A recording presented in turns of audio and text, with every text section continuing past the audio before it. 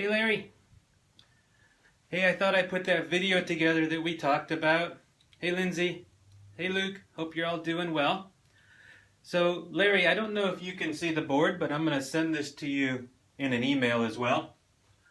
But this talks about the goals of the business that we discussed. And really the first one here, Roman numeral 1, is counts, right? Getting more people in the door. And then the second goal is profit, which is basically just making more money, of course. So if we go up to counts here first, there's really 3 ways that we can improve the number of customers that a business has.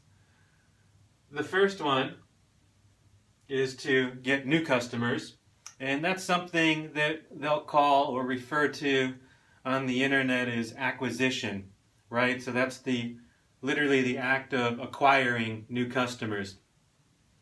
And there's a couple different ways that we can do this, which we're going to talk about in a little bit. So really one goal is counts, and one way of getting more counts is acquiring new customers. Another way of getting customers is to figure out what some of the early warning signs are if a customer is about to leave you.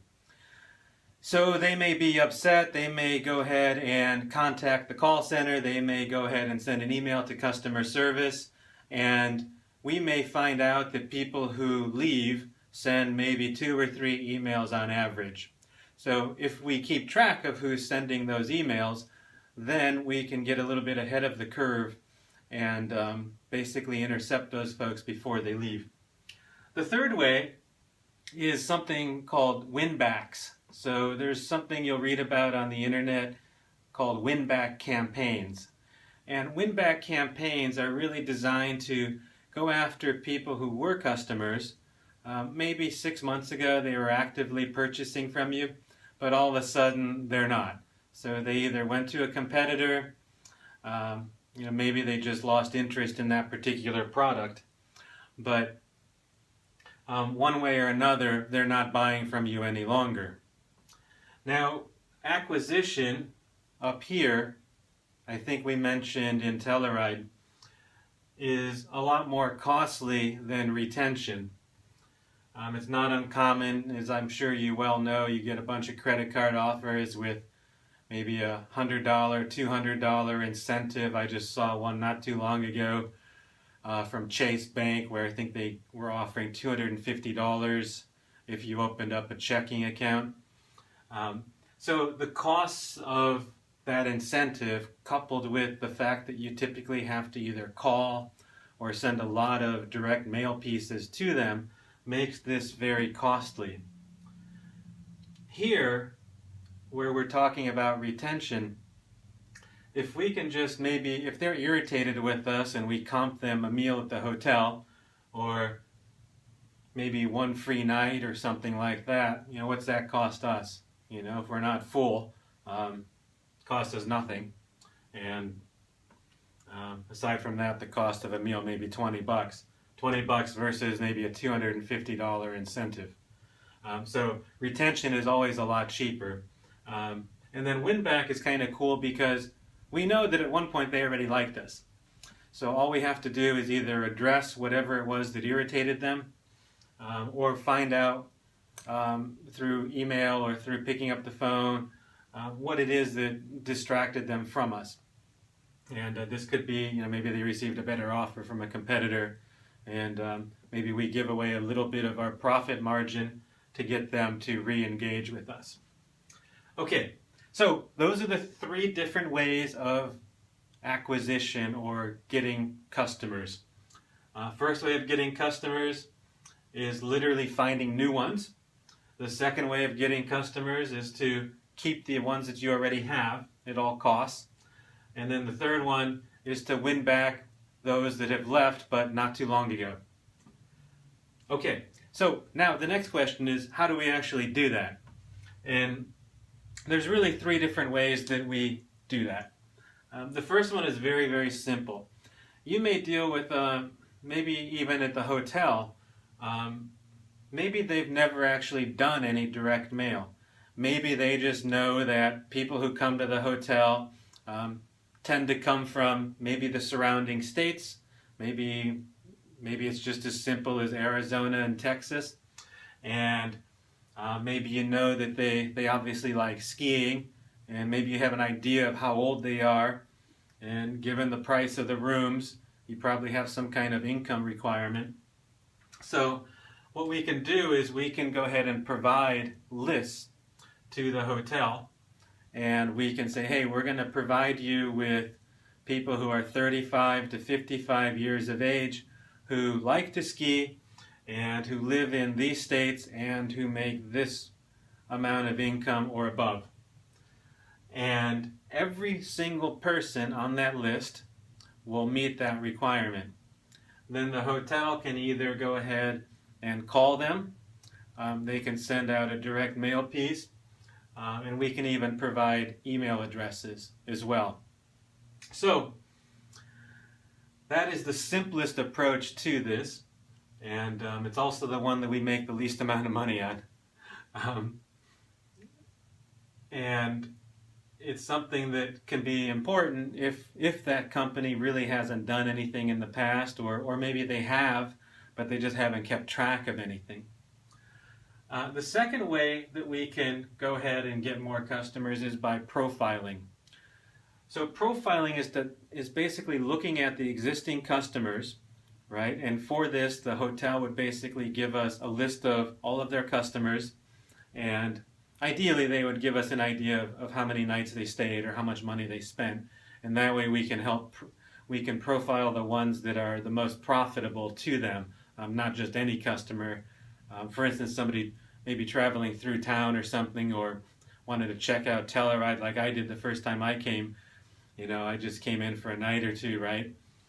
So probably wouldn't be real interesting to profile me because I might not be the same kind of guy that would come and stay for a week. I mean, we know that I am, but there's people that might just be passing through, for instance, that you know, may not intend on staying long, or maybe it's just a layover for them on the way to somewhere else. So if they told us how much money they actually spent, you know, maybe we could say, hey, we're just going to profile people who spent maybe over $500 or stayed at least 3 nights.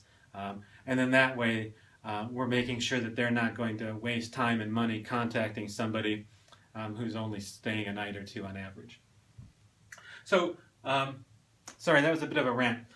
So the profiling, what happens is the hotel basically gives us a list of their customers, and then we have databases here that we basically attach to every single person. Things like their age, their income, their education, if they have kids, what kind of lifestyle they lead. Are they environmentalists, for instance? Do they like to ski? Do they like to hike? Do they like to kayak? All those things we have access to.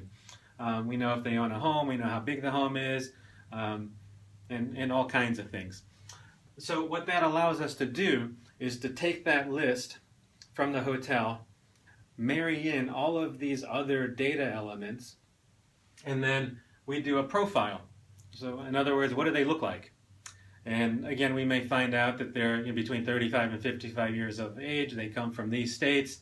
They're married, and you know, they have kids, and they enjoy skiing, obviously.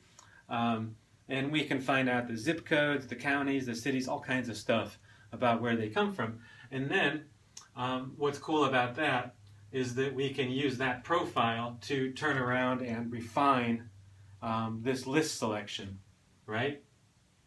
So this profile allows us to be a lot more accurate in terms of pulling lists, or in terms of identifying who these customers really are and what they look like. The third thing that we do is statistical models. So at a very, very simple level, you may find out that people who are married are twice as likely to stay at the hotel than people who are single. Or people who are 30 years of age or older are twice as likely as somebody who is under 30. And what this allows us to do is to take every single name in this list or in the hotel's existing customer database and assign a likelihood of them returning. And And that becomes really cool because the hotel can then prioritize or answer the question, who should we mail? And what's even cooler is if they provide us with, say, the total amount of money they spent, we can also help them prioritize who they should offer an incentive to. So obviously you won't want to offer an incentive to somebody who only stays like 2 nights out of the year. But if somebody's staying 5 days to 10 days at a time, may be worth your while to offer them a $200 incentive. Okay, so those are the 3 ways that we acquire new customers. We just buy lists, which is just a list of names. In those lists, we can put some requirements there, like income, geography, what city they come from, and things like that. And then we just provide that in an Excel file, and then they do the mailing or they do the calling. The second thing we can do is to take a list of their existing customers, so the hotel just dumps out everybody that stayed there over the past year, and then we marry in our data with that, and then we profile them in terms of their age, education, income, home ownership status, how many people they have in the family, all those things. The third thing we do is that we convert that profile into an actual likelihood of purchasing. Now, we've been talking about the hotel up till this point, but it doesn't have to be limited to that. It can be who's likely to buy a car. It could be who's likely to provide or to buy a certain service. We've done this for cruise companies. We've done this obviously for utility companies. So basically any question that is yes, no, did they buy or not, did they leave or not, are things that we can go ahead and do a statistical model for. That model, once it's done, we basically use it. It's kind of like an equation that we can apply to everybody in the list. So once this model is done, the hotel could literally go and buy a list of everybody in Texas. And then we can apply that model to every single name and address in the state of Texas, and everybody gets a score.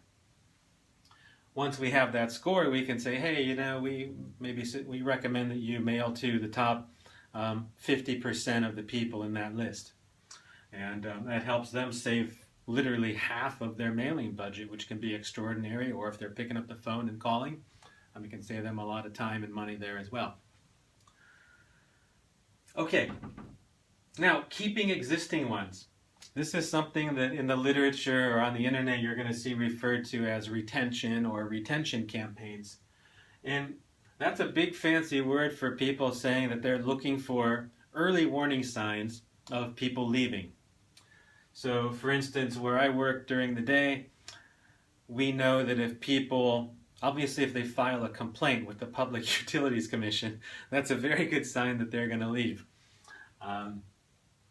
But they might do other things too. They might go ahead and call up a few times and inquire about their bill if they think it's too high.